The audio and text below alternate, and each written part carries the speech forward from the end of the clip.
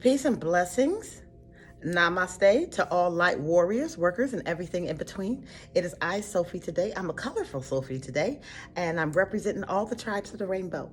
But specifically, I am here to address the proper role of the woman because recently I've received some backlash for teaching. Okay, and you would think that in 2021 that this antiquated mindset would have been out the door a long time ago, but some people are so embedded with subconscious programming and religion that they have no idea that they're literally stepping on the same blessing that was given to them. So this message goes out to you women specifically, but our brothers, please listen in because you need to understand this, all right? Now, the reason behind this video is because during my past in teaching, or being a spiritual advisor or a counselor or a healer or whatever it was that I was ordained and commissioned by the Most High, by the source to do, I've always received backlash. And recently I was accused of having penis envy. Now, this one right here blows my mind because if you know me, you know that I celebrate being a woman and wouldn't want to be anything else other than a woman. Everything from my hips to my lips and everything in between, all is woman.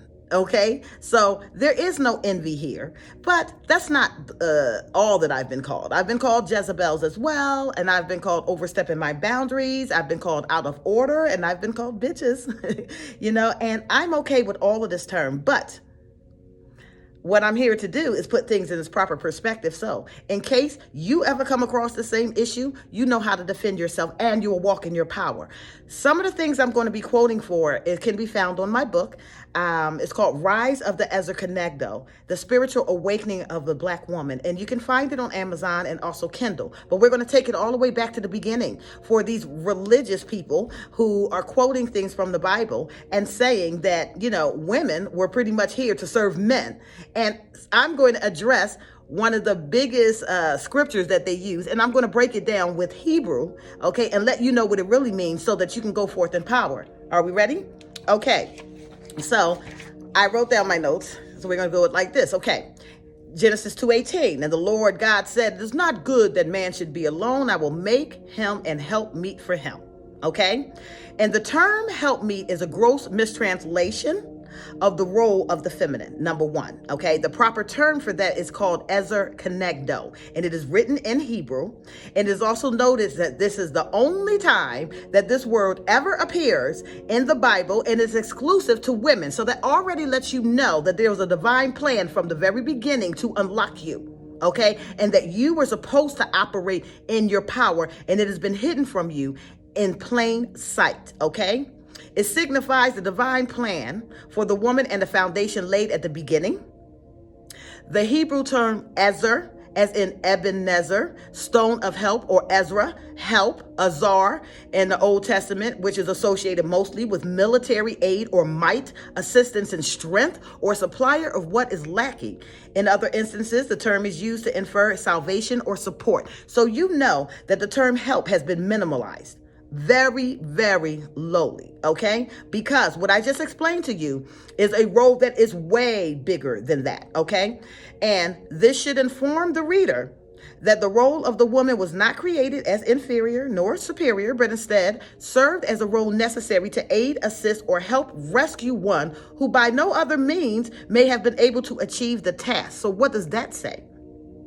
What that says to you, woman, is that you were not here just to simply help. You were needed. You were necessary. Okay? Why are you necessary? Let's take it here. Okay? Because when you have a divine masculine that operates in knowledge, and you have a divine feminine that operates in wisdom, and these two collectively get together, they produce the divine child, which is understanding. And understanding is the highest level of consciousness that you can reach, okay? Knowledge without understanding, null and void. Wisdom without understanding, null and void. But if you put them together, you achieve the highest level of understanding, the highest level of consciousness, okay? And this makes you very closely connected with divine source. So both of you are needed. Both essences are needed, okay? Now, the translation of Genesis 2:18 should read as follows. The Hebrew interpretation, I will make for him a helper as in front of him. Okay? The phrase as in front of him is Kenegdo, and it occurs here and in verse 20 and suggests correspondence with equality. The phrase as in front of him is reflective. So, and consequently, the word neged means that which is conspicuous, in full view, in front of. The related noun nagid means a ruler or prince. And the verb nagad means to declare, tell, expound, reveal, and announce. So what does this tell you about divine balance? The reflective nature of the woman, the Isha, is the counterbalance and the reflection that stands opposite him. Okay? So you have masculine, you have feminine, and you have them reflecting one another. Okay? He brings his knowledge, you bring your wisdom, okay? And they marry. And when they marry, they bring forth understanding. And understanding is righteous comprehension. Excuse me. Righteous comprehension exceeds all of those levels, okay? And it's also telling you that he is incapable of doing this by himself, all right? You're incapable of doing it by yourself as well. So both parties are necessary on this journey to achieve the highest level of spiritual growth that you can. Does this mean that this has to be a marital partner of yours? No. You can have friends. You can have family members that you can balance things off if you're single. Okay. But if you are in a union, it is important that the union that you pick for yourself is designed to elevate you. Okay. And vice versa. You were never created, woman, to sit around and be a servant or a yes man. All right. Your job was always to contend and perfect him in his levels of knowledge because you were created differently. Okay. You have the same consciousness. You have the same type of spirit, but you process information completely different from him. Okay. He is more linear in his thinking. Once again. All right. He is analytical. He likes data. He is quantifiable. You exist outside of these realms. So you are forced to broaden his horizons, expand his levels of understanding, and help perfect him in his growth and his walk. All right.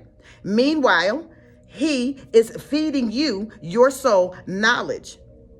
All right. And when you two get together and these conversations happen and understanding occurs, boom. You jump into a new level in your relationship and in your understanding of the divine. All right. Now, it is important for you to know, all right, especially the Bible thumpers out there that love tossing around scriptures that they have no understanding of to mitigate or limit or minimize your role. It is important to understand that people who wrote in these scriptures, okay, from all over the world, were writing according to their levels of understanding, their knowledge, their culture, their experience with the divine, okay? Their experience with the divine does not match yours. You already have your own distinct connection with the divine.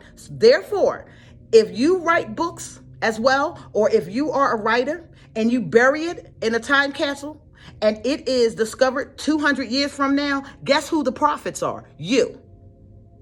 Do you understand? We aren't here to repeat the same patterns over again. We are here to build upon foundations that were already laid and perfect them. All right. And this includes you, woman, because you are necessary in this journey and in this role and in this time. A lot of your power and your strength has been hidden for a very long time. Okay. Some of this was done on purpose. Others was just out of ignorance. But now in the great revealing, all things are being brought forth to light. Okay. Your divinity is so very important. Your role here is so very important. Don't be afraid to teach. Don't be afraid to speak. And don't be surprised when you see this, because this is going to happen in this generation as well.